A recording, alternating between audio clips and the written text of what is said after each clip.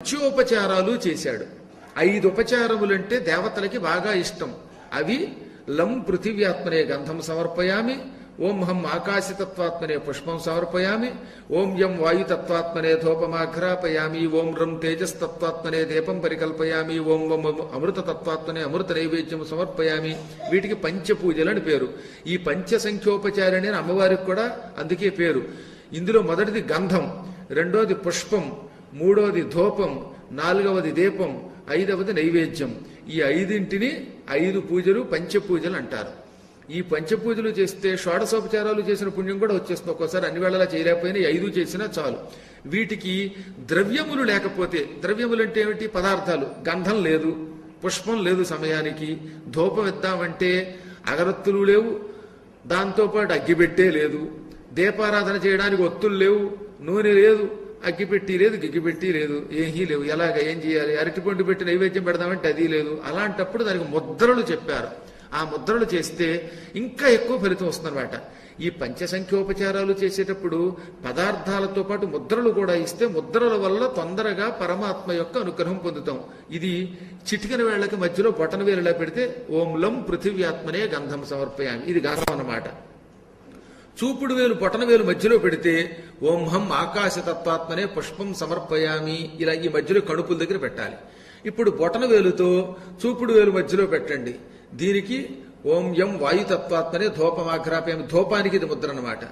ఆపై మధ్య వేలులోకి తీసుకురండి. ఓం రం తేజస్తత్వాత్మనే దీపం పరికల్పయామి.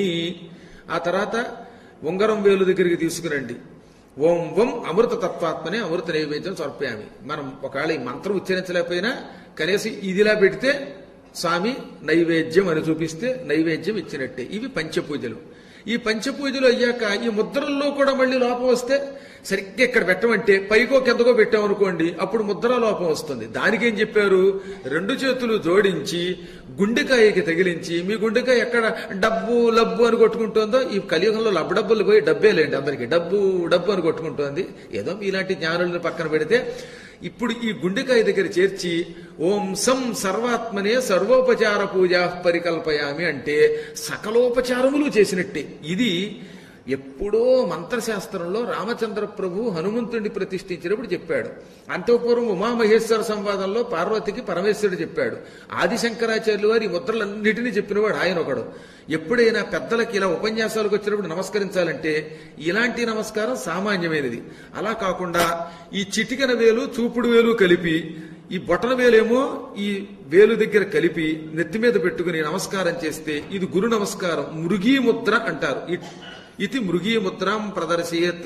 ఇలా ప్రదర్శించి గురువు గారికి నమస్కరిస్తే అపచారాలు పోతాయి.